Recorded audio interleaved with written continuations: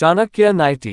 ये हैं वो 3 हालात जब भुगतना पड़ती है किसी और की गलती की सजा। चाणक्य 90। चाणक्य ने एक श्लोक के माध्यम से बताया है कि किस स्थिति में व्यक्ति को दूसरों के पाप का परिणाम भोगना पड़ता है।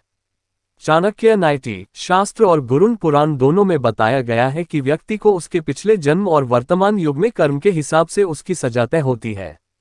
आचार्य चाणक्य के अनुसार व्यक्ति को अपने कर्मों के अलावा दूसरों की गलती का भी खामियाजा भुगतना पड़ता है।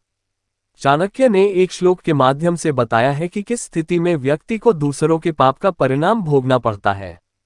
राजा राष्ट्रकृत पापन राज्ञ पापन पुरोहित, भर्ता च स्त्रीकृत पापन शिष्य पापन गुरुस्तथा जनता मुखिया। चाणक्य ने श्लोक में बताया है कि अगर किसी देश की जनता सामूहिक तौर पर कोई गलत काम करती है तो इसका नकारात्मक असर उस देश के मुखिया और शासन पर पड़ता है। ऐसे में जरूरी है कि शासन और उस देश के प्रधान जनता को गलत काम करने से रोके।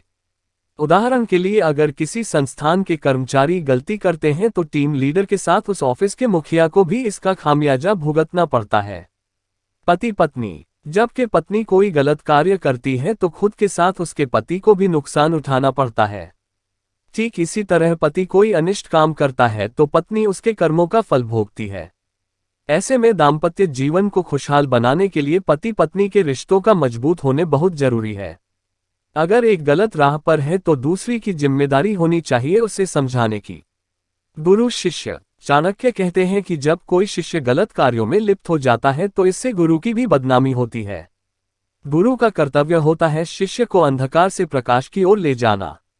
जब गुरु अपने कर्तव्य का सही तरीके से निर्वहन नहीं करते तो शिष्य भटक जाता है।